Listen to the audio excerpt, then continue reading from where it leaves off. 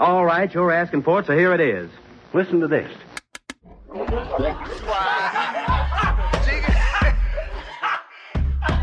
want you folks laughing at we partners pod, kid. You understand? We in here drinking, singing, swinging, all that shit, dog. We sweating, getting wet, all that. All right, here we go. All right. Welcome to DP Quarentimes number 8, man. We still in this weird pandemic mode of podcasting, but we had to bring you this content, man. So, we took some time. We chilled at the crib. We got away from each other because Day and I got tired of each other. You know what I mean? But now we back because we got tired of our fiancés. So it's just basically we just use the podcast to get away from folks that we don't want to see and get near folks that we want to meet. I am half of your host in tandem, Ed Bailey. I'm joined as always with my co-host, Day Breaks. You say what up to the people. What's good with you people? We are the drinking partners, man. Groundhog's Day, day 392, man. They don't even give you a report on if he saw his shadow or not.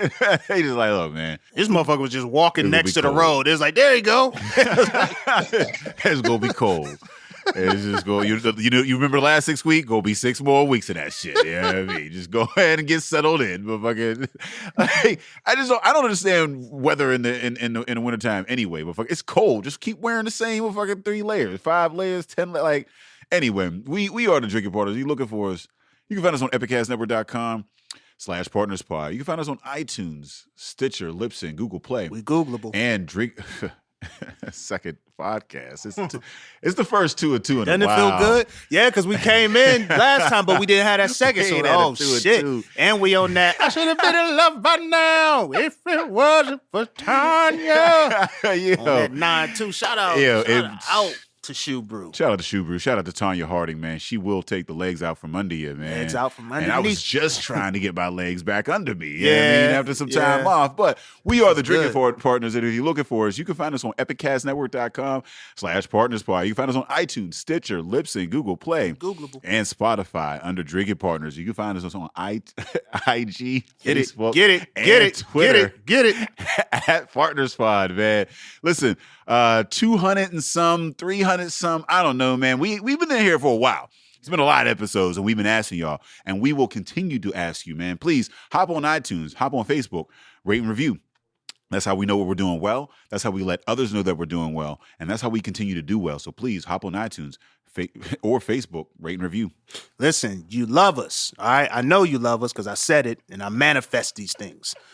You used to see us out in public and tell us that you love us, but now get your ass away from me. But the way that you can still tell me that you love us is you get on the internet and at the click of a button, tell the world, tell everybody, tell everyone about Drinking Partners, right? And we back. Again, we trying to come on the string, bring new content, bring that same flavor, but we need to know what y'all want to see. So if it's people that you want to see on the podcast, if there's something that you want to see from the podcast, if you just want to get a shout out on the podcast, say, hey, I've been a long time listener. Just reach out to us, man. Scream at us, rate and review. Let us know what we're doing well, man. We appreciate that. We need that. You know what I'm saying? And we got to shout out some folks too, right? Some people doing some big things in the city. Some of our pals. Yeah, I mean, big supporters, longtime supporters. Shout out to Buy Fresh, Buy Local, Farm to Table, PA, man. Yes. Shout out to Aaron Hart, all the Harts, man. Doing great things in the community, making sure that folks are connected to the source. You know what I mean? All facets of the community, too. Yeah, man. Know where your food comes from. You know what I mean? And you could eat healthy and it doesn't cost you an arm and a leg. Everybody assumes that in order to eat healthy, you gotta shop at Whole Foods. And that's not the case. You gotta buy super expensive this and that or whatever. And like, don't get me wrong. You know what I mean? When you're talking about ways of preparation and food prep and things of that nature, it takes a little bit of understanding, some education and some, like some effort. But once you get it, once you get that ball rolling, it becomes much easier and much more affordable. So, shout out to Farm to Table. Farm to Table means many things. That's knowing where your food comes from, accessing fresh, nutritional food, and supporting local businesses. So get back to your roots with this, and shout out to Farm to Table, farmtotable.pa.com. Always out there helping the community and connecting you to the source. Hey, buy fresh, buy local. Take care of yourselves, take care of your community. You already know the vibes. But we got to talk to So we got to get into our guest because he's been taking care of the community in different ways lately. But this is one of my. So I got to say this, man. You know, we have a lot of guests. You know, we got 200 something episodes and whatnot, and these are oftentimes these are people that we like, people that you know what I'm saying, we support what they do. But you know, this is an episode where this is a gentleman that I just respect. Yeah, I just respect his hustle. I respect his grind. I respect how he give it up, man. And I'll tell you, I respect the growth. You know, it's one of the people that I've been able to see in comedy. Like we started off around the same time, I believe, and I just seen the boy level up. You know what I'm saying? And now he pushed you to, you know, I got to be right because when you on the show with him, you know he bring it. It's a heavy hit. Yeah, I mean, he gave a heavy hitter. Went from an opener to a feature to a headline. Then he try to be so humble, like he ain't about to come kill the stage. Had you on your shit, but we got my boy Marcus Cox in the building, man. Say what up to the people. What's up, everybody? Remember that Arsenio, man? Yeah, nah. And it's Okay. It's wild because you ain't the first Marcus Cox we've had on the podcast. It's hilarious. I forgot. Yeah. He's a brewer. He's an Australian brewer down in Mindful Brewing. I think y'all told me about him. Yeah. So this is the second Marcus Cox, not that Marcus Cox. No, it's not that one. It is wild because you be like when we first became friends with Marcus Cox, I would see shit like posted on the timeline, and I'm like, yo, that's weird as shit. Why? When did Marcus get into hops and shit? Like, it was some bad, wild shit. So, man, it is an honor to finally have you on the cast, man. It's long overdue. Thank you, man. I appreciate being on here, man. I was glad to get on. Like I said, man, in the city, y'all two of my favorite guys to work with, and that's real. That's for real. No, we love working with you, but how did you get into comedy? I mean, I know my background. Somebody forced me into it. But how did Marcus decide, you know what, I'm funny. I'm going to go out here and make money? Honestly, man, I just tried it. I went to see somebody down the Improv, and I heard that like the next 2 weeks or so they was having open mics they have on the weekend, on the Wednesdays. So I'm like, you know what? I could do that. This back when the homie Road was hosting. This was back when Road was doing them. Yep. And I'm like, man, I could do that. So I actually hollered at Road, but he was like, right now, 6 minutes, go down there. If you do good, you know, we'll see what happens.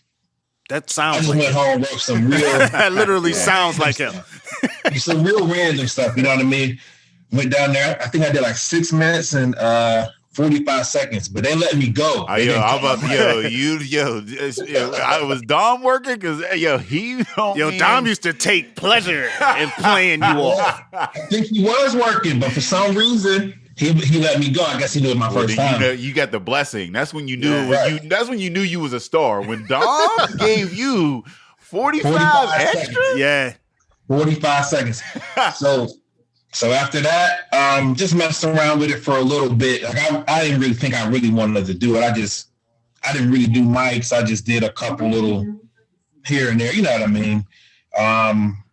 Then started taking it serious a couple years later. Really, it took me a couple years to take it serious because I was just messing around with it. Mm-hmm.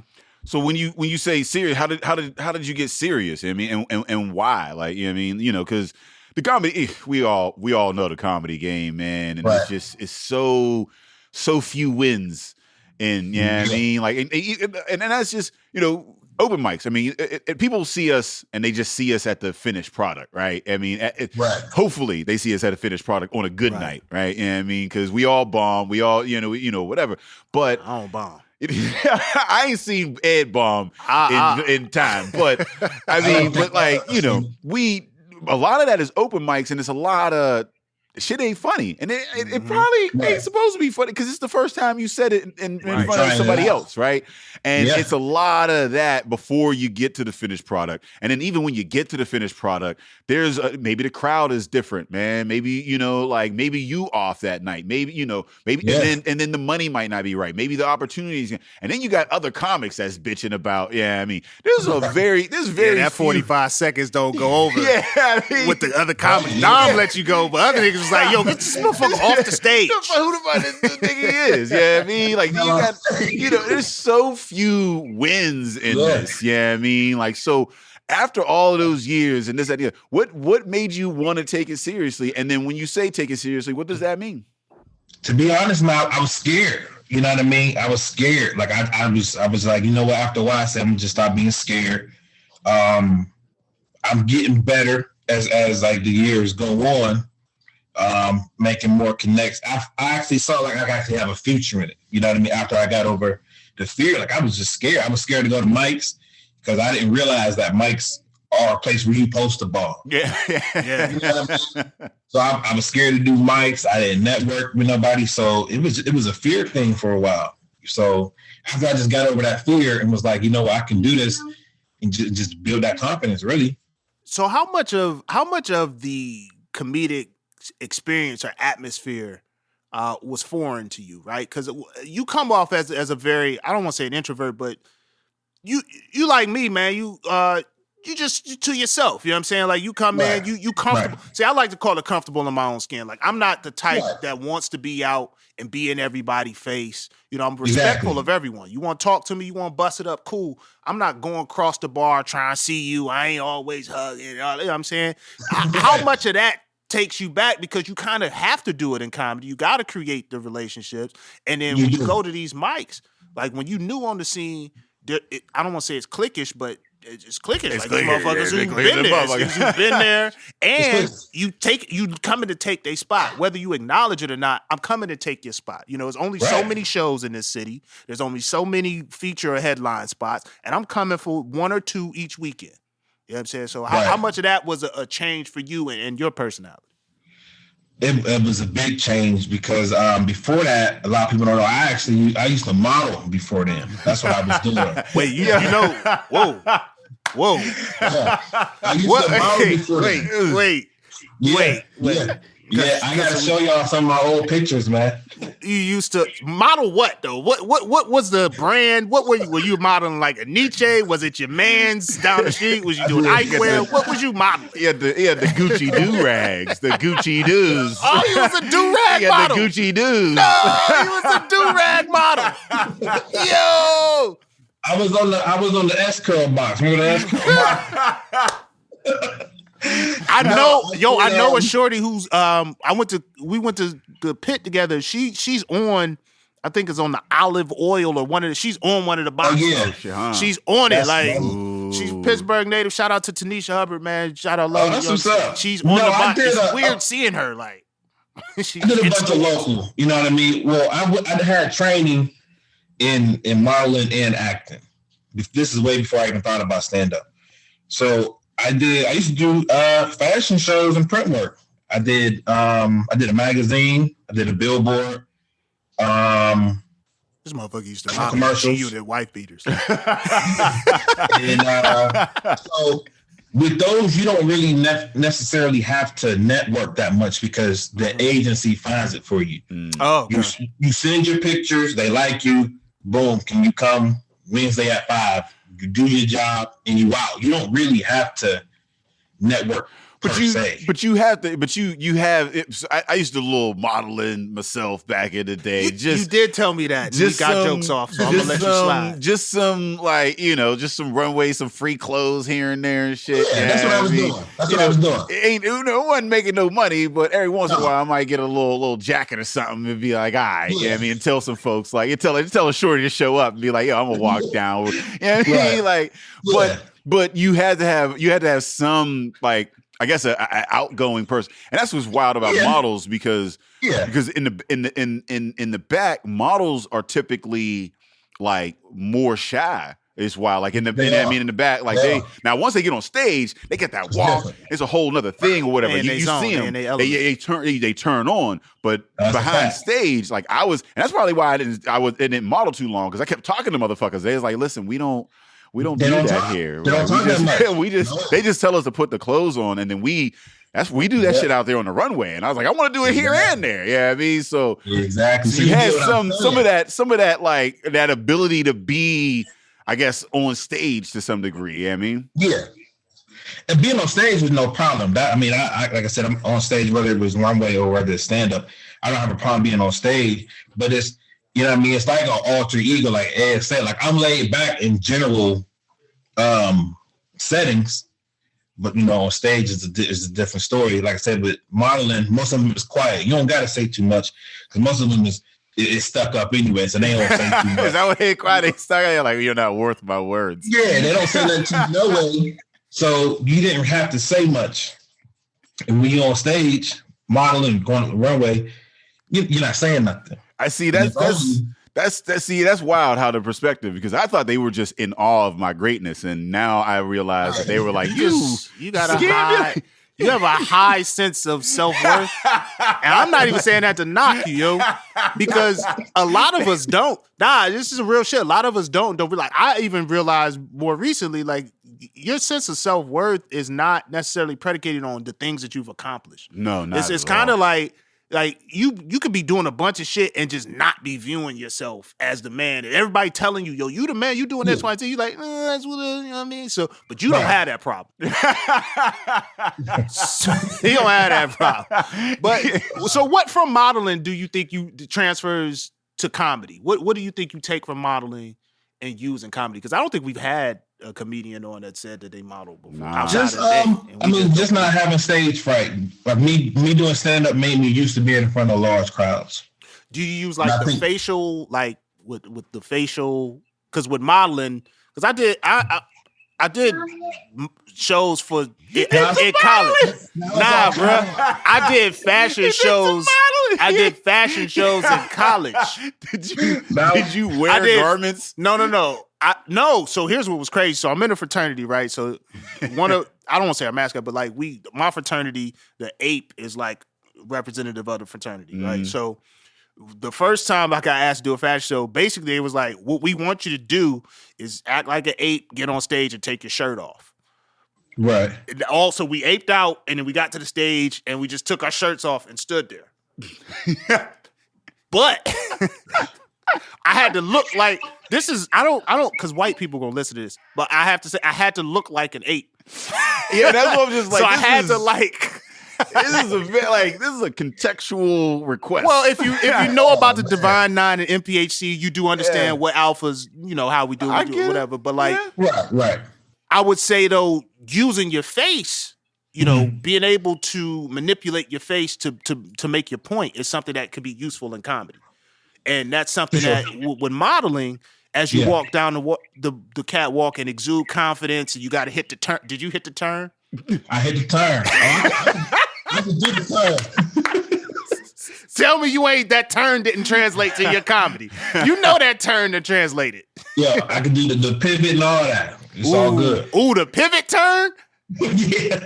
You know when Shorty do the pivot, the turn and the toot? The turn and the toot. The turn and the toot. I love it. So what was your first show? Like, what was your first comedy show, man? Like what was your first paid comedy gig? Like, you know what I mean? I'm trying to think first paid. Oh man. You got to think about it? Yeah, I'm trying to remember. I didn't get paid for a minute, man. I know. That's why I said that's how they do That's why us. I remember the first one. I was like, wait, I've been doing this shit for free. How long? You know give the me scene, this? you new labor. You cheap labor. I think it was in McKees Rocks at some bar. I can't remember the name of the bar. I think I got like $20 for it. We got about $25 for my first. I think it was like 20. This was man, I don't know what year this was. People don't know that get paid 20 and spend 35 at the bar. Yo, they don't know about that life. True. I'm getting like, you ever had people don't understand the struggle of comedians to have a motherfucker walk up to you at the end of the night with an envelope with $20 in it. Keep that fucking envelope. I brought 50 motherfuckers, 50 human beings into a comedy show, and then got 25 $1 bills handed to me after. I would. A wad, like slipped to me after a wad. I was like, oh shit, I had a wad. Like, oh, okay, you looked out. And then got in the car and was on the way home and was like, this nigga handed you a French knot. Yeah. Handed him a French knot. Yo, you got to throw the money in his face like, old boy did Big Boy in ATL. Like, this motherfucker hit me with some money. Like you said, people don't understand. People don't understand. It's a real grind. Like when people say that grind, you got to be willing to take $25 after you done gave your all. You got to go or paid in drinks or paid in wings. You know what I mean? We be getting played heavy. People don't get it. They'll know. Split the door. The door split is -5. Like, the door split, I think is bullshit. Just because my thing is this: you putting on the show. It's your job to get people there. Right. Yeah. I'm gonna bring, my residual, the ancillary folk that I bring in, cool. I'm a book of markets and think, all right, so I'm gonna get 5, 10, people I can count. But I'm supposed to be like, I'm booking the show. That's my only job. Yep. To get motherfuckers to the show. That's it. And if you sell out, like, ain't nobody getting more than, like, it's just, and that's, it's, as a producer, motherfucker, give me a flat rate. Let me know what I'm making before I walk in. Flat rate. Yep. Give me the flat rate. That's how it is now. But I kind of worked up a little bit now that I can at least throw a number out there. Yeah, you got a floor. Ain't that a good feeling? Yeah. Ain't that a feeling when you got a floor? Yeah. When a motherfucker tell you that, when a motherfucker tell you what they gonna pay, you be like, well, my price is. My price is. Right. I don't even leave the house. Let me just run down these accolades. You got to have them on a scroll. It's been a long road, man. It's been a long road. So let me ask you, with the pandemic, obviously, in the city we live in, not a lot of clubs, obviously, the bars are shut down. So we basically at a standstill. I see some stuff happening. I see some folks maybe out in the burbs or whatever doing some stuff. But you and I were having a conversation via text one day, and it's just like, are you still a comedian? I don't know if I'm still a comedian. I don't know if I'm every time I say I'm a comedian, I stop myself. It don't feel right, do it? Well, I was pre-COVID because I ain't done anything comedian-like in a while. I haven't done any comedy. Yeah. I did a show 2 weeks ago, not last Friday, the Friday before. So you're still a comedian. You still got your card. Okay. But you know what? I didn't even know where my joke book was or nothing. I'm like, yo, where the heck is my... Didn't you just move on in life? You just moved on in life. I did. So I ended up they had me close it, and I was like, yo, don't introduce me as the headliner, because if I bomb, you know what I mean? I don't want them to remember that. So COVID brought the fear back? Introduce me as the headliner. I'm letting y'all motherfuckers out here know, if you book me, even if I go first, introduce me as the headliner. I stopped. It was that show. It was that show that we booked. It was up in motherfucking. That first show was me, you, Tim. I think Norlex was on that. Jay Russ was on it up in Harmony Ridge, all the way out in Ambridge. Oh, okay, yeah. Way back, like way back. Oh, you talking about going back? I thought you were talking about the last show you did. We talking about that. Like that was the last time. Like, so I headlined that because I got put there, and I'm like, everyone's like, yo, so who's going last? I'm like, you know what? Yeah, I'm gonna go last. And I fucking bombed for like 20 minutes straight. I shouldn't have been on. I shouldn't have been fucking headlining. Nor did I had like at that point done maybe 8 minutes up to that point. Yeah, but it was your room. That's what I thought. And I was like, oh, fuck it. I'm going to just, And I went up and I ate shit for like 17 and a half minutes. Like, it was the worst. So that was the last time that I was like, yeah, you can introduce me to head. Like, nah, man, I'm the guy. I got a mic. I want none of that smoke. But that's what being a comedian is. It's audacity. You got the nerve to think that you're gonna come up here and manipulate everybody's thoughts. Like it's a lot of unmitigated gall. Like, yo, I'm about to come up here and these 400 people that's sitting in this improv, we all gonna think alike. Shut up and listen to me. Like, you go into a room of people, you say, shut up and listen to me. And if you talk, I'm gonna make you feel bad about it. Yeah, I mean, like there's a lot of narcissism that goes into that. I mean, and as a narcissistic and like, kind of like out there dude, comedy was one of the first endeavors that I took in that humbled me very quickly. Like, like I always say, you gotta have something kind of slightly off in your head to want to do stand-up, because why would you ever want to stand in front of people you don't know and make them laugh? Well, why would you want to do it? Well, I used to do it at bars a lot to get some Cheeks. But we all committed men. So can we clap it up for the fact that we all committed men on this fucking 3 black dudes? Very monogamous relationship. Came a long way. Listen, man, these motherfuckers acting like this. We like this a unicorn cast. 3 faithful. They like, yo, where they find these motherfuckers? 3 former models. Birds. 2 models and a dude that did a show. 3 former models. I didn't model and because none of that shit was for sale. Let me tell you what they did. This was for CMU. This is funny as shit. There's a picture of this on the internet. They had some sort of agreement with Ace Athletic in East Liberty, and we got all these Timberland clothes. So I had this big Timberland jacket on. It was like this is back. See, I done been through the eras, bro. This is back when you wore a 3X when you was 5'11". This had to be what? 01, 02? Yeah. No, this was 06. Oh, okay. We was just right at the tail end. Oh yeah, that was right at the end of Laffy Taffy like dropped. Chingy and all them was just Laffy Taffy coming had out dropped. of, I mean, you know what I'm saying? I had on basketball jerseys was just coming out. It was the big belt buckle era. Oh, remember the belt buckle era? The the belt eras buckle, was yeah. nasty. Yeah, I can't wait to sit down. That was the same era. The belt buckle era was when I started like going to skinny jeans, and everybody was asking me if I was gay in the clubs. Like skinnies and a belt buckle is a fucking ridiculous combination. I was like, yo, what is this guy? Skinnies and a buckle. Bro, I had the skitties and the button up. Motherfuckers was like, yo, this motherfucker don't know. Yeah, they was definitely questioning you. Yeah, well, skinnies, a belt buckle, and some Aldo shoes. Was it Aldo fame. with the shit with the pennies in the loafers? Man, with the pennies in the loafers. He was a different guy. He was eclectic. Marcus, you had a big belt buckle? I had the belt buckle with the name on it. Remember the lights? Oh, you had light shit. I had the light one where you programmed your name in there. The runner. LEDs. You had the runner. Oh, you had the LEDs. I forgot about that. He had the billboard buckle. We should bring it back to promote our shows.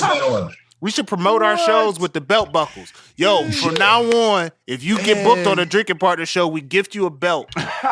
And for the 2 weeks before the show, you got to walk around with the buckle. I had the other one. It was a circle and it spun. Ooh, like you had the spinners. You had the spree wells. You had the spinner hubcaps. Yes, sir. Spree well buckle. Damn.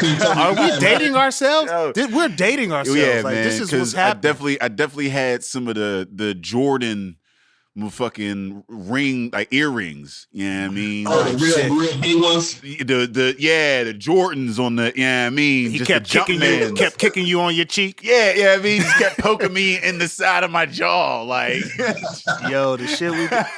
It's like his foot, like sitting in my jaw. You know your earrings big as fuck when you can see a shoelace. Like, damn, the detail. The detail of that earring. I remember pure Korean glass in that. I remember going to the middle of the mall, Richmond Mall, buying me the big ass square Camrons. Ooh, the big. I kept computers puting. The big ass Camrons. You had to drag your earlobe back. See, these kids don't know. Wearing your ears down. Yeah, you had to. These kids don't know. I remember them, man. So with the landscape changing in comedy, I mean, how do you find yourself? How do you maintain as a comedian going full time? Like, how do you maintain now? You know what, man? Really, I said that's why I started the business. Really, I just had more time. That's one of the reasons I started the business, brother. I'm just glad that I don't do it full time because there ain't no way I would stay afloat. You know what I mean? Yeah. I mean, that was the goal. That was the goal for 2020. I was going to do the business and do comedy and leave my day job. Yeah. And you know what? We see what happened in March with COVID. So if it wasn't for, me starting a business, I wouldn't be afloat. I wouldn't. Well, one, tell them what the business is. True that. And talk about investing in self. I mean, when I say I respect you, I think, it it takes a certain level of moxie to just fully invest in yourself. So we got the moxie to do the comedy and get on stage and be like, all right, I whatever you think, whatever. But to like fully invest in yourself, say, all right, so comedy shut down, instead of being like, I'm gonna revert back to the system and get a job. Nah, I'm just gonna. I got other talents. Yeah, I've been auto detailing for like 10 years now. Right before my oldest daughter was born, I started doing it just on the weekends when I was off. Right at the house, home. It's home base. I had a couple.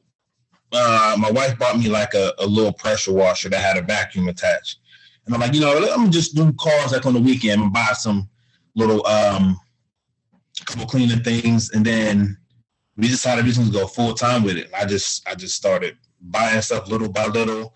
Got the LLC, got the business license. Formalize your shit. Hold on, we lost your audio. Yeah. We lost your audio. See, when we talk about investing in yourself, the one thing you got to do, you gotta get good internet. You gotta get top quality internet. Some of that FiOS. We back. What's happening? Yeah, you back? All right, we back. We lost your audio for a minute. I know, my bad. Is it good now? Yeah. Okay. So you got the pressure washer. It started with that. I wish I would have took a picture. You ever see the memes where it say how it started, how it's going? Yeah. I wish I would have took a picture of just a little bit of stuff I had. It was like a bucket, a little pressure washer, and just a couple rags. And now I got like a whole dining room full of detailing stuff. Now we a couple grand in on just materials. That's so investment. It's weird because but I'm a big I go to the car wash. The car wash has been my sanity for the pandemic, right? So there's this car wash out in Moon, whatever. It's like the Globe car wash or whatever, and it's one of those you go in and they push you through, and they got all the crazy foams, and they got like lights and shit, and they get the wheel and all this other wild shit. And I turn my music up. I turn my music up on that motherfucker, and it's like a little disco. And it's it's therapeutic in a way, and I get out and then I wipe it down and make sure there's no water spots, and it's cleaning it and vacuuming. It's therapeutic, in a way. And it's nice. I very much enjoy that. So I don't know, to hear that or whatever. It might sound weird to other folks, but I really much enjoy detailing. I thoroughly enjoy it. Yeah, I thoroughly enjoy it. That's why it's people be like, you like cleaning cars on the be dirty? I said, but I enjoy doing it. Nobody's making me do it. I enjoy, like I said, you zone out, I put some music on, and then I just go to work. So I've been doing it for 10 years. I have 10 years experience in it. So I enjoy doing it, and it don't feel like I'm working. Yeah, and that's the thing. Cause even my girl, I take if I I'm like, yo, let me I'd be like, yo, let me take your car over, and then even in the summertime, making a day of it. Getting out there, turning the music on, God damn, it's a real thing that I'm just, and it seems weird, and I haven't met too many other folks. Because everybody, they'll get in the car and be like, God damn, you keep this shit like man it clean. And it's just I really enjoy it. I even got that goop now, that shit that you put into the vent. Yeah, you put in the vents and all that, and that goop, and it takes up bro, that shit gets you it gets into the little crevices and whatnot. Everything. I'm telling you, when I tell you about car, I really enjoy that shit. So go ahead. You don't meet very many people that enjoy that. It's rare. Most people will just give it a quick little clean and whatever, but they enjoy it. It's because it's labor intensive because you bent over, you're reaching, you pull. You know what I mean? It can be a task, and people don't enjoy it. So and there's all the crevices and shit. Do you be in your car and then you catch a glimpse and you see that little weird shelf or some shit? Yeah, people miss. I didn't even know I missed. You know what I mean? Is that? You gotta get the spot where you step in. Motherfuckers be missing that. You gotta get the inside of the door. You gotta get all that. But let's the jam. Yeah. You gotta get the jam. The jam. I don't know the industry term. I ain't in the industry. The jam. Yeah. But we all know what it really is. It's just it's a really good excuse to be at home but away from your lady. And that's all it is. It's she ain't gonna come out while you washing the car. And she ain't gonna bother you. And the resale value on that shit, man. A very well kept, you know what I mean, inside and out or whatever. You mean, you don't let that rust get in there. You don't let the leather crack. You know what I mean, when you take care of a car, the resale value on that shit skyrockets. You know what I mean? Like, you know, like it does. It does. So now, so we're talking about self-investment, right? So you fully invested in Marcus Cox, enterprise, you know what I'm saying? Now you listen to battle rap, so I got to do that to you because it's a shady game. You know it's fucked up. You got to say pause every time you say your name. Shout out to Cacique. So how does it differ, right? So you have with comedy, it's more intellectual property and you as a personality, right? That's what you're selling. And with the detailing. And I've seen, and we're not talking about the detailing just because you have it, but we've seen like there's progress. You got some momentum behind you. Motherfuckers is fucking with you. We see the product, like you know what I mean. So I want the listeners to know if you enter around that area, this is where you need to go. You know what I'm saying? MC Auto Detailing, come through, please. Yes, sir. But how does it differ? Investing in comedy versus investing in a tangible product or service. Right. Really with stand up, I mean, you know, you invest more your time more than like, it's not so much money based. Mm-hmm. For me, it's not.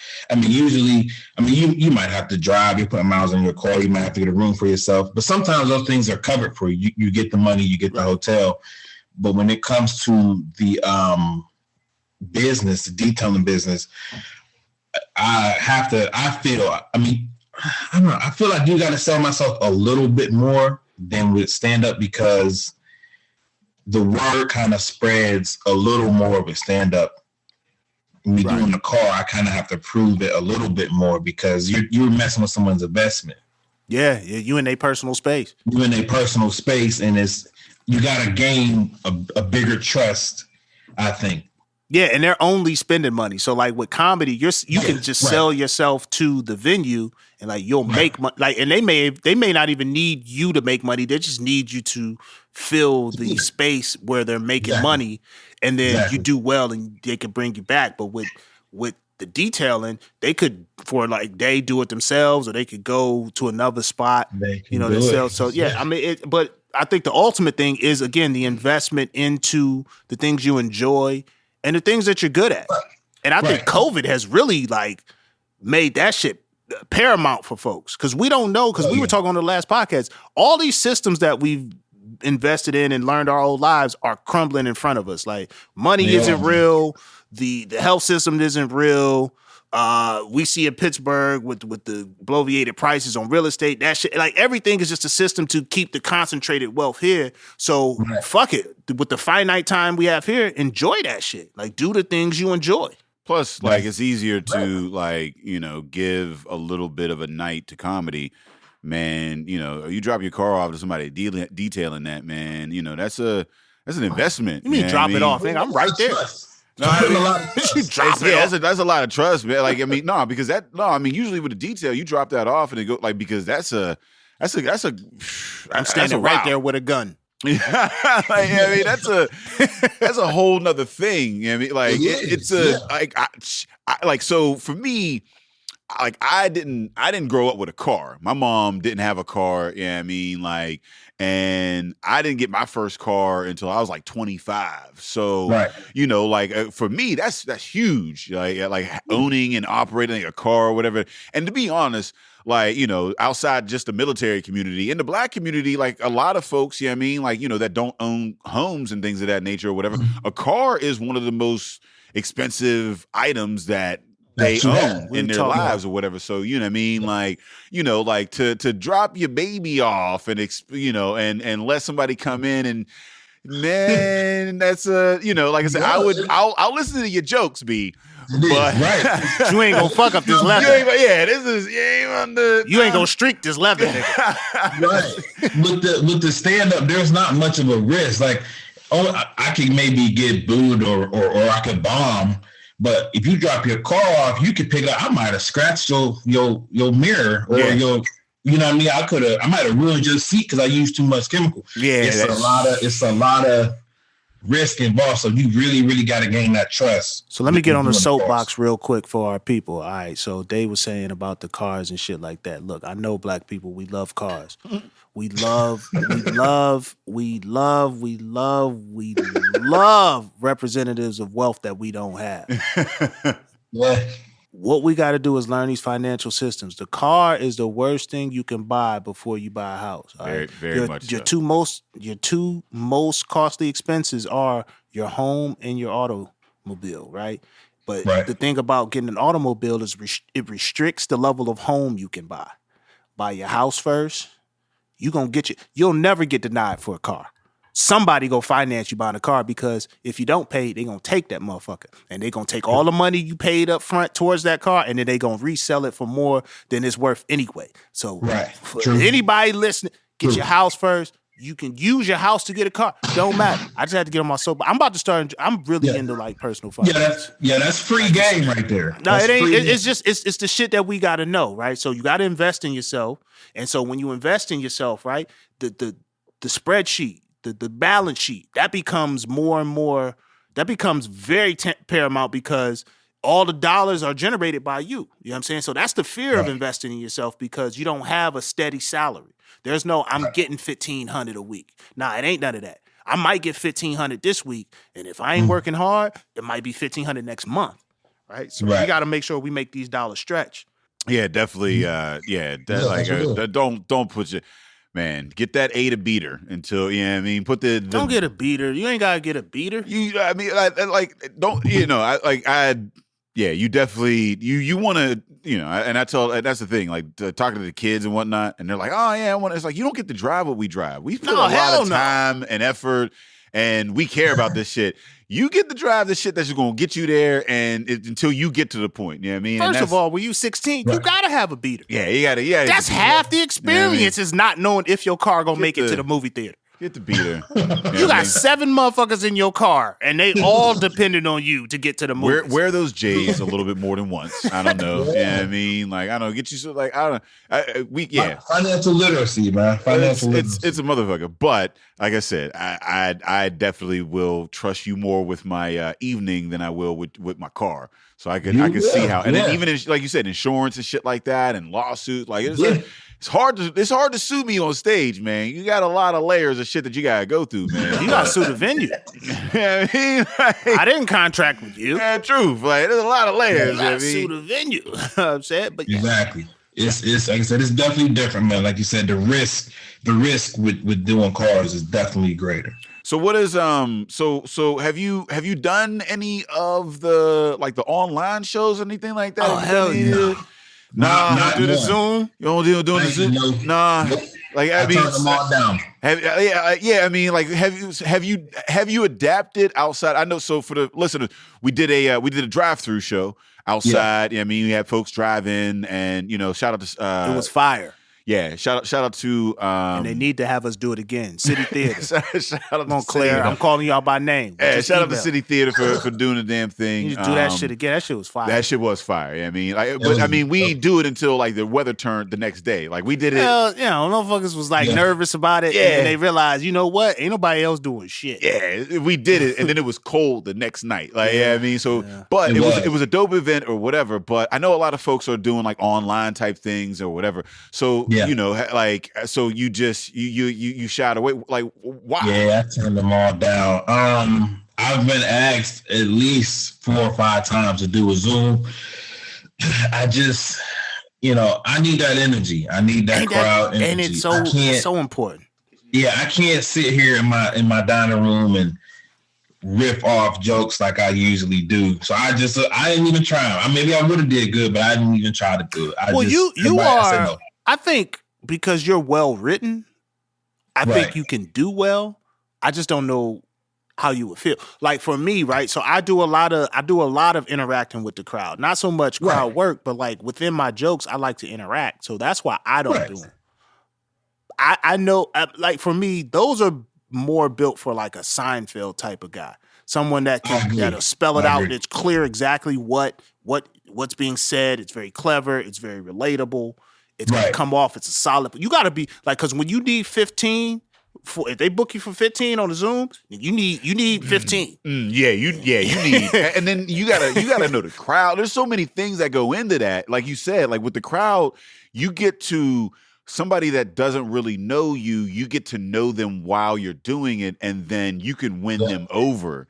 And I mean, you could tailor and whatever. A Zoom, it just feels such a presentation. Because I mean they're all on mute, I would imagine. So it's a presentation. So it's a different, it takes as I haven't done any of them. I turned them all down myself. So I was like, I just want, and I haven't talked to a lot of comedians because we usually only talk to each other when we book or at the, we do a show or whatever. With y'all like that. Yeah, I mean, so I've been in this isolation for and I'm like, yo, am I the only motherfucker that don't want to do the Zoom? And not to take anything away from the folks that are doing, because I think that there have been some successful shows. Keep the genre alive. Yeah. I mean, there are some folks that can do that or whatever. Yeah, I mean, and I think and just in guessing, I would imagine that somebody that has more of a built-in audience where who's coming, it would have a higher rate of success, as opposed to like what we typically do is we just be like, we're doing a show, and whoever shows up. Like now, like our epic nights of comedy, those are going to be easy nights because those are the crowds that are coming for us. Yeah, we already kind of know we have a built-in, or whatever. It's going to be mad different if you try to do a Zoom show in the middle of West Virginia. Like now, I can perform well in West Virginia in person. Yeah, I mean, but you put that motherfucking computer screen in front of me. I mean, are they even paying attention to me? Like, I mean, like, so. Yeah, it's nowhere near the same. Like I said, I personally need that energy, that you need that crowd. I mean, you got to see their faces, their reaction. And doing the Zoom, I just avoided them all. Yeah, and there was one that hit me. They were paying pretty decent too, but I just look at that integrity. Look at that integrity, because I'd have got that bag. Yeah, so is there a I don't know, I guess a fear of putting out inferior material? I don't think that my jokes are like Ed said, like Seinfeldish. I mean, I may be underestimating myself, I don't know, but I don't feel that they would translate so well through a Zoom, because I feed off of that laughter, and if I don't hear it, I'm just kind of like, what I mean? I don't know. Yeah, but I mean, like, but there are people that will pay you to be terrible on Zoom, right? Yeah, I mean, that's the thing. So yeah, I mean, they'll be like, yo, just show up, and they'll get here. Yeah, me. I promised something, and I just need to do this. Yeah, that you just need to fill time. Yeah, I mean, like whatever. Right. So like. Is it? And when I say that, a fear of inferior, I mean, we were doing this podcast for a while, and it was just like, man, like the technical difficulties made it so that the quality of it wasn't where we wanted it. So we just kind of stopped. It was like, wait until we could get to a place where, whatever. Is there some of that? Like, I mean, like, are you? Is there that fear of like, I mean, I would rather do nothing than to do something terribly. I mean, if we stay in this state where, in live person show, I'm gonna have to jump on. I'm gonna have to jump on. I'm just trying to wait it out and just waiting for it to come back. But after a while, I'm gonna have to just see what happens. But yeah, there is a fear of just like, I don't want to go on there and do terrible on the Zoom, and then that be like the rap now. Like, yeah, I seen that dude. He's, you know what I mean? Yeah. And you know what's crazy though? I think the industry caught on like this ain't it, because I don't see a lot of motherfuckers. I mean, I know some places opened up, but it was the Zoom thing didn't last long. I saw a bunch of Zoom shows come out, and then them DMs quieted. So quickly. There ain't a lot. Yeah, yeah. I see. I haven't been keeping up to with it, but I mean, that would make sense, because I mean, like you said, it's just you hate to be caught on a bad night. And you hate to be caught on a bad night and it's recorded. Right. I mean, like, a night on the Zoom would be way worse than a bad night at a actual show. Be getting booed and not know it. Yeah, and you ain't got the motherfuckers in the back like to be like, no, it was I mean, you ain't get the green room. You ain't got the green room in the back to talk shit on the crowd. So it's like it's when you cut off. Explain yourself. Yeah, true. Like you ain't got no camaraderie. It ain't no like, hey, maybe next time. It ain't no. It's just your girl. Like, ooh, it's like you just sit there. Yo, I told you shouldn't have did that. Like, your girl in the crowd and sign off. Oh, you on the Zoom show and your girl sign off the Zoom? Oh. Or the pity that come with it. Oh, baby, maybe next time. Start rubbing your shoulders immediately. You mid joke, she rubbing your shoulders. You're like, bitch, I got another damn. Sometimes you need a comedian to be the asshole. Just be like, oh, look at that shit. Yeah, I mean, just to punch you in the face. The worst is just be like, oh, baby, maybe next time. Like, maybe it's just different for you. You was good. It just wasn't good for them. It's just lady for feedback, and her feedback don't have nothing to do. You look good up there. I like how you tucked your shirt this time. You should probably try tucking your shirt in more often. You like, was the jokes funny? Was the jokes good? Yeah, it's different, man. It's rough. Do you bring your lady to your shows often? Not too much because usually she has her daughter usually. Okay. But she likes to go to the out of town ones. She came to Contra. I know she came to Contra one time. Yeah, she likes Contra.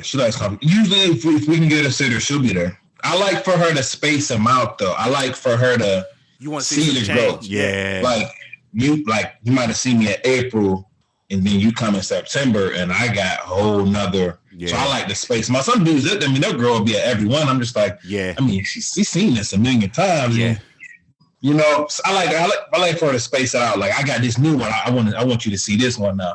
And then, you know, she'll come to that one. Yeah, because there's, my girl, she's had all the shows. She don't even listen to my shit anymore. She just, she just be elsewhere. And I'd be like, yo, I killed it. She's like, I guess. Nah, I'll be on stage. I'll be with his girl with his fiance when he on stage. She does not listen to She does not give a fuck. No, she don't. No, she don't. I've seen it. Not. And then my fiance, she I don't allow her to come because she's a little overly critical. Like she go back to back and have critiques. And then now I find myself in a position of explaining strategy behind it. I remember when we first started comedy and we was still, I remember sitting outside of Smiling Moose and I believe you were on stage at the time. And I was talking about some kind of show I was trying to produce or whatever. And I was like, yo, man, we might be, there might be some changes, She was like, well, I hope there is, because we need this to be more than just some jokes. This needs to be some, this brings some money. I'm like, oh shit, okay. Yes, you got him a real one. Like, she was all ready for that. Wrap that from coming the to gate. the show. She was not. It was like, yo, this is a business. Yeah, we ain't out here with the bullshit. She not biting her tongue. He over here telling jokes right now. We just spent money at this bar. This is a business. She ain't biting her tongue. And I've always appreciated that shit. I like, all right, you don't go home with it. That's a long ride home. It's a long ride home. And then if the ride home is smooth, the next day ain't gonna be. Because don't you hate to bring it back? I thought we was off last night. You gonna bring it back up? So when you said that, what you talking about? You talking about us? Yo, the worst was did you do that for free or did you get paid for that show? Like, why you counting my pockets? Why you counting my pockets? I'm just saying. Potential. You listen, man. Exposure, right? And that's what you need somebody to be like. Listen, exposure ain't. You know what I mean? This mortgage ain't a thing. And that's what like, you know. So I guess. I don't know, leading into that,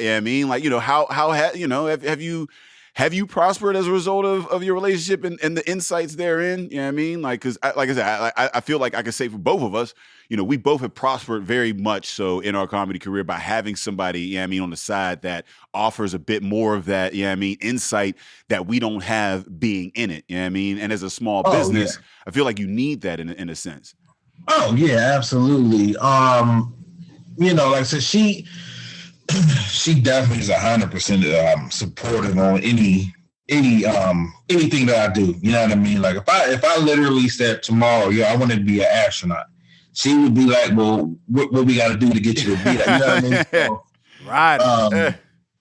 And that's straight up. So having her there definitely to keep pushing me, and because she don't really know my jokes too much. She don't know them until she come and see.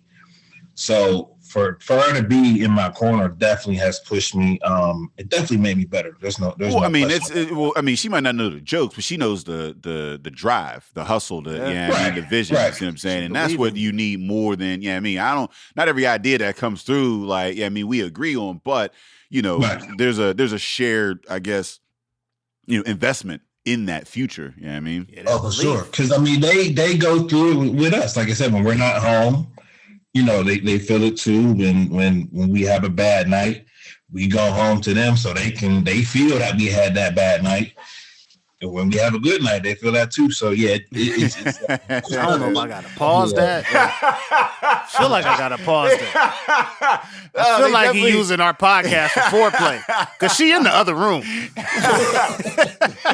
in the other room. He using our podcast for foreplay. That's cool. I ain't mad at that. I mean, if I could usher a good night for you, she feel that good night. She feel that standing ovation.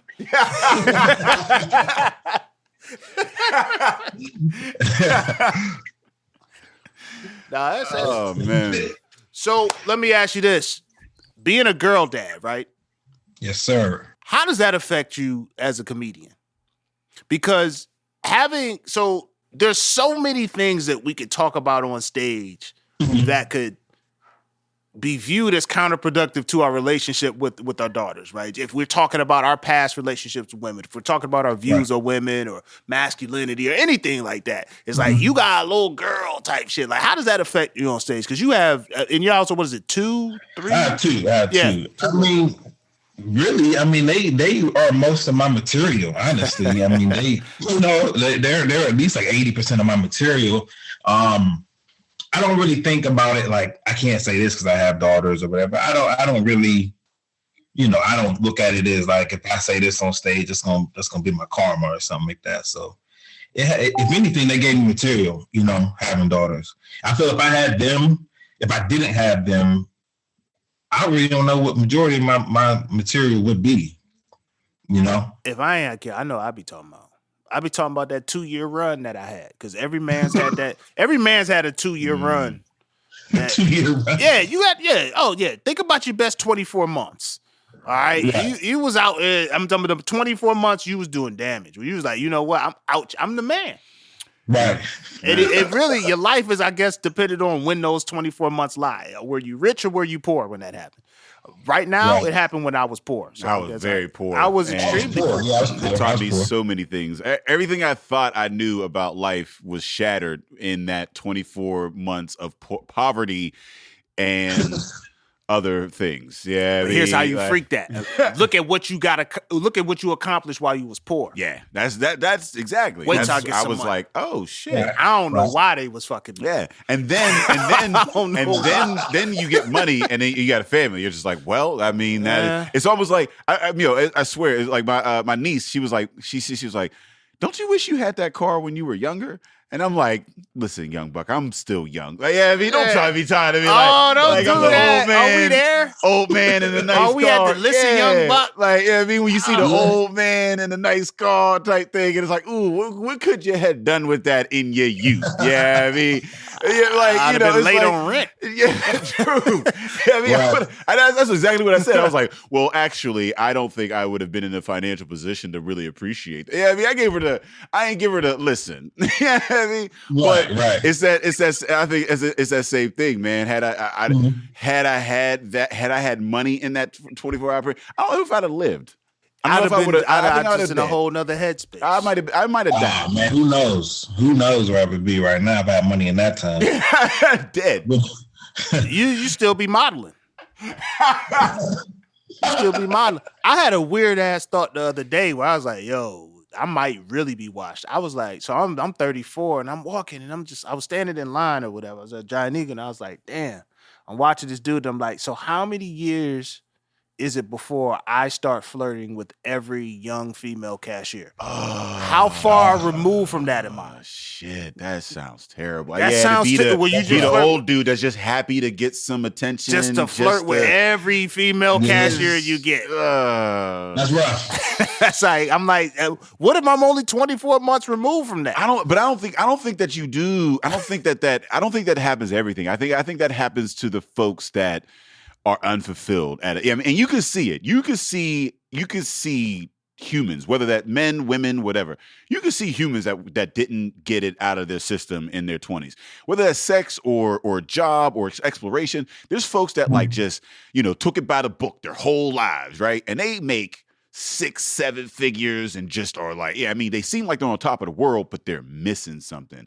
And they go through that like midlife crisis 24 months. Because like, they didn't do it when they were in their 20s. They didn't get have that 24 months out your system. I feel like that's the, like when I look at the old, I feel like those are the dudes that like, they just don't know how to talk to women because they never had an opportunity. They never had to do it. I feel you. Yeah, they've never just been comfortable. Like they've always. Yeah, but like I'm comfortable around women because like women are women. They're cool. Like I talk to them like they're humans because they're humans. They're people, right? There's some dudes that just have never been in a room willingly with a woman that they didn't have to pay to be in, and that shit shows when they like. It's just like, why are you? And those are the dudes that you hate to take along on any trip because them is the motherfuckers that's always extra and just like, and it's just like. Bro, come. Yeah. You can tell, like I said, you could tell who didn't have that 24 months. You gotta get that 24 out your system. I'm trying to figure out when I'm telling my son, you get that 24 out. It could just be cool. Before you be the test subject, because I'll go on a trip with that dude that didn't get that 24 out, and I'll quietly be a shorty ear talking about him. Look at this motherfucker. Is that dirty Mac? And if she wasn't gonna fuck with him anyway, I don't know. Nah, man, that's you. That's you, the cleanup crew, if anything. All I'm doing is making her night better. Right. She was affected by him. But we should talk about it because Mark is too mature. This is like a good ass dude, like genuinely good ass dude. Like I really respect how you move, bro. Like I don't know if I've ever told you that, and I only feel like I could tell you that because we're on a podcast. Because as men, we don't compliment each other. We two or two. I really appreciate that, man. Like I said, and that's likewise, man. Because like I said, you got. Both of you guys got your heads on straight. As young black men, and we still young. I don't give a damn. I appreciate you calling us young. I appreciate that. For y'all to create what y'all created with the shows, with the podcast in this predominantly white city, and to pretty much, I watched over the years, y'all pretty much take over. You know what I mean? And that's just the truth. Like everybody knows y'all shows are the ones you want to be on. Everybody knows y'all podcast is the hottest. Like I said, y'all genuinely good dudes. Ed's a good family man. You know what I mean? Ed, a day is a good dude. Like y'all always been good with me. So out of the dudes in the city, like I said, I definitely rock with y'all like the most. People are like, how you gonna drink up on the shows? I said, I got a genuine relationship with them. You gotta be funny. First and foremost, you gotta be funny. First and foremost, that's just it. Because we don't book friends. Yeah, nah. That shit get old quickly. Like I said, and it's a respecting, because I remember this was years ago, Day. You said to me, you had seen me like a couple years before that. And I was in, you know what I mean? You said to me, you was like, yo, like your shit got better. Like you definitely, you know what I mean? Like you kept it real. Like when I seen you before, you was kind of like, I don't know about this guy. You know damn, that's how you give it up? But that's the growth, right? Yeah, I mean, because whether it's an off night or whatever, you could tell, you could tell the folks that have been doing it for a little bit. There's some level of comfort. There's some delivery. Yeah, I mean, we as comedians know, and that's and seeing it like first time I was like, you know what? All right, okay, we'll see. And then you booked it because you was like, yo, Mark Scott's coming on or whatever. And I was like, all right, if Ed say it, because Ed don't bring, I was like, well, if because last time I saw, trust your partner, like, all right, man. I like last time I was like that he wasn't ready to book right then, But then Right. Ed said it. I was like, all right. And then I was like, oh shit. And it was a short term. It was only a couple of months though. Yeah, I mean, it was less than it. Months. Yeah, I It was mean, months. like, and I was like, oh shit. Like this is, this. So the progression was Right. wild. Yeah, in that. Like I said, like I said, either way, like I said, that stuck with me. I'm like, okay, because one thing I think that a lot of comics do is we don't really keep it real with our coworkers. Like somebody, you know what I mean? It'll be a guy, he's not that good. You know what I mean? But you won't really tell him that. You know what I'm saying? You just be like, well, what's the name? Is all right. But most people won't tell you, like, look, I mean, you was cool, but you wasn't, you know what I mean? You wasn't somebody that I enjoy watching. So for you to say that to me in so many words, like I said, that stuck with me, and it really made me work harder, honestly. Well, I'm happy to hear that we at the level where we can tell a motherfucker like that ain't it. And niggas respect it though. I've always carried myself in a way that if you do bad, like I'm not gonna bad. I might not tell you you're doing bad. I'm just not gonna say shit. Yeah, I mean, I'm just be like, all right, well, you there? Yeah, I mean, and then and if you're doing well, I'll tell you you're doing well, whatever. Now, if you ask me for direct feedback, well, then yeah, because you asked for it, like you want that type of thing or whatever. Yeah, I mean, I'm not gonna offer it and be like, yo, bro, this motherfucker over here. Yeah, me, but it's the same thing because I work with the improv crowd. And I don't know if you've ever seen the improv crowd, but whenever they get off stage, all they do is fucking high five and dick suck each other after they've been on stage in 15 minutes of silence. And it's like, nobody enjoyed that. Yeah. You guys didn't enjoy it. The crowd didn't fucking enjoy it. The venue doesn't want you back. Like, nobody wants that shit. But then you get in the back room and everybody's fucking high fiving and you wonder why these improv groups fucking suck. That's why. Yeah, I mean, and that's what you look at in Music Humanity. So I do respect somebody that, like, again, I'm not going to be the dude like a John Dick, and I respect the John Dick. Yeah, I mean, because him and shit, they'll be like, yo, and they'll very much cut on you as soon as you get off, and you need that. I'm not that, but I'm not gonna tell you did well if you didn't. Yeah, I mean, like defense mechanism. Nice respect, man. To our listeners, here's what happens: you come off stage. Somebody comes off stage. They didn't do well. They ask you how they did. Here's what you do. How you feel? How you feel about it? How you feel about it? The fact that you asking, you already how you feel know. about it? You ask me how you feel about it. The whole room knows it, right? And then I'll take my critique from there.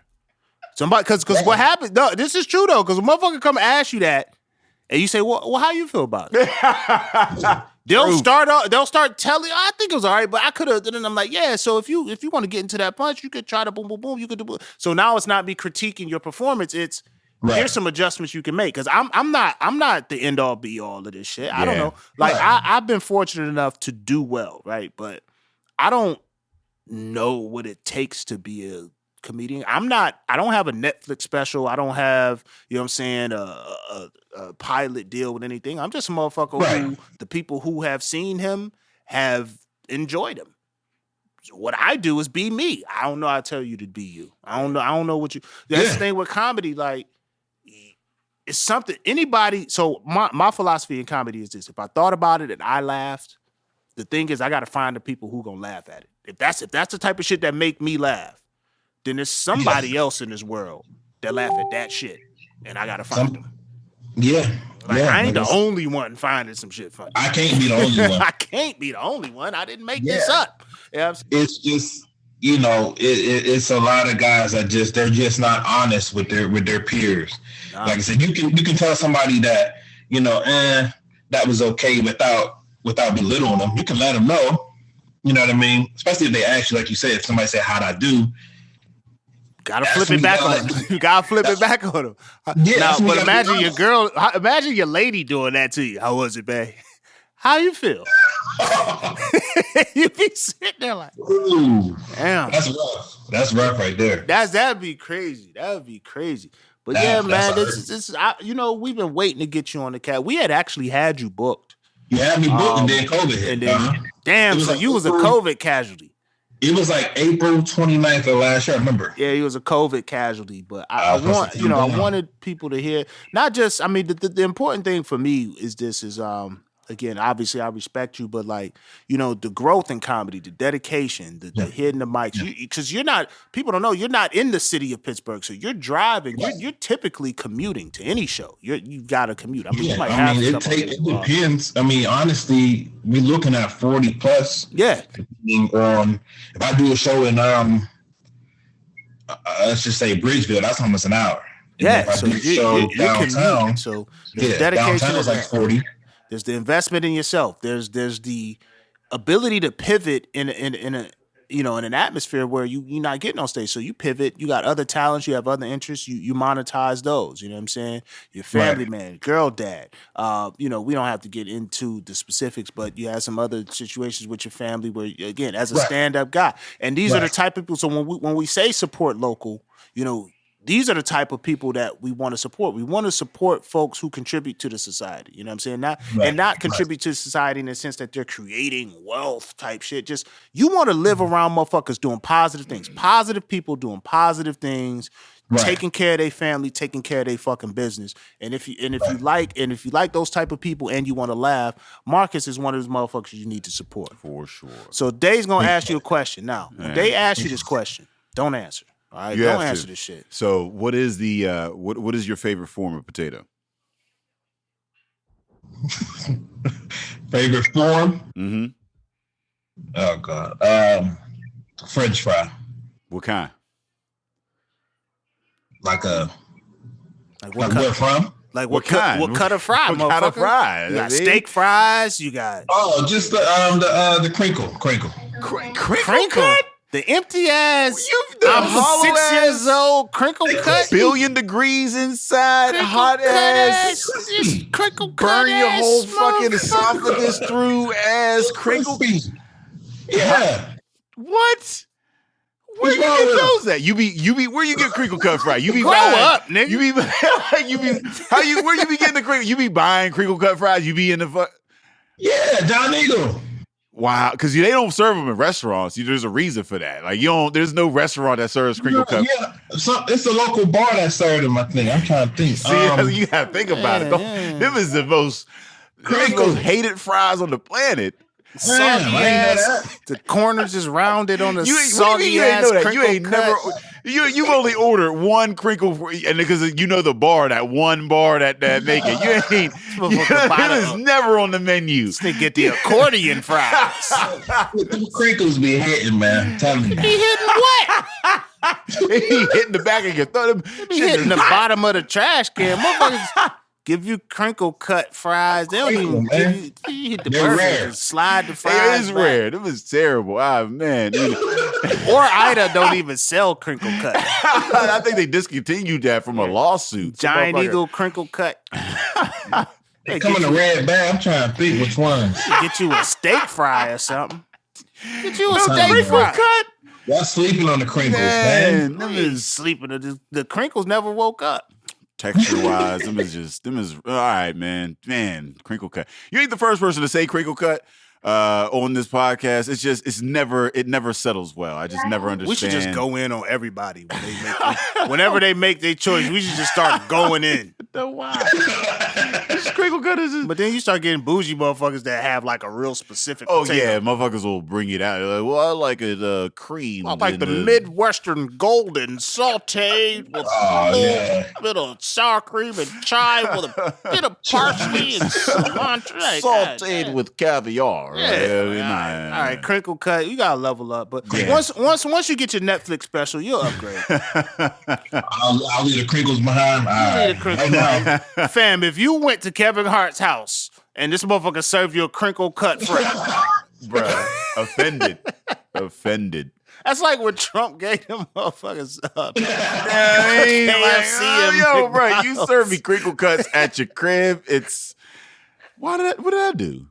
Yo, if you bring crinkle cuts on a serving dish, what the fuck did I? Like, you know what I mean? They don't. What the fuck did I do? They gonna have a ketchup in a bowl with a spoon. I feel like crinkle cuts only go with ketchup. Yeah, I mean, like you eat it with ketchup. Yeah, don't disrespect. I just eat them plain. God damn! How you get the salt? The salt gonna fall off because they crinkle. The salt stay in the ridges. They do stay in the ridges. Stay I in will the give corner? it that. Yeah, no, they will stay. They do keep the season salt. Well, on you got them, concentrated salt. Yeah, that's the one thing about the crinkle cuts. You got the concentrated salt bite. It stay in the little dips. If you forget to salt them bitches before you bake them, you could throw some shit afterwards, and it'll just catch in the ridges. So I ain't even. I will. Man. I do know that from poverty, man. It's crinkles, I'm telling you. All right. Well, let the people know where they can find you. On Facebook, it's just Marcus Cox, pause. And then Instagram is Marcus Comedy 86. Those are the two I'm usually on. I'm on Twitter every now and again. I think it's Marcus Comedy-ish, ISH. Those are where you can find me at, man. Marcus Comedy-ish, like Blackish, comedy-ish. All right, they let the people know where they can find us, even though they found us because they listening to us. Man, if you're looking for us, man, say you found this on some random like click or whatever, you can continue to find us on epicastnetwork.com/partnerspod. You can find us on iTunes, Stitcher, Libsyn, Google Play, and Spotify under Drinking Partners. You can find us on IG, Twitter, and Facebook at Partnerspod. Listen, we want to thank our guest, Marcus Cox, one, for sitting in the weight room because we was on CP time like a motherfucker, but two, just for being a stand-up guy, great comedian, man. Yeah. Continue to level up, continue to push the city forward because Pittsburgh's claiming you, even though you're on the outskirts, man. Continue to take care of that beautiful family, them beautiful children, man. We rooting for you, you know what I'm saying? You're one of the guys we respect. Mm-hmm. You're one of the guys that genuinely make us laugh, you know what I'm saying? Even though you don't hang out after the show, so you're a little bougie. A little bougie. This motherfucker perform, collect his money, and go. But that's cool. I be chilling sometimes. But he got that commute. He's like, I gotta go iron my do-rag. I see y'all. I be chilling sometimes. Fucking guy. He got to lay commute it out for tomorrow. Yeah, he got to commute. So we let him rock. You know what I'm saying? Look out for Marcus on the latest Bow Wow do-rag box, the two-tone. Sky blue and black was his sky blue and black two-tone. But as always, Drinking Partners is the crew. Epicast is the family. And we is drunk because this is the second episode. So, yes, sir. So, like,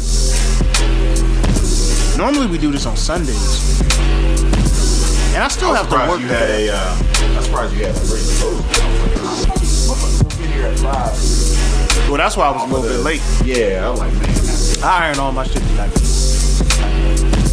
get all my shit done. But yeah, I just had to. I didn't want to sit here in a suit. That just looked crazy. And because he was taking pictures. If he wasn't taking pictures, I would have sat here. Yeah, no. I was like, and I didn't realize it when I was pulling it. I was like, man, that's gonna be a crazy ass solution. Yeah, but not the first time we've been shot. I'm Epicast.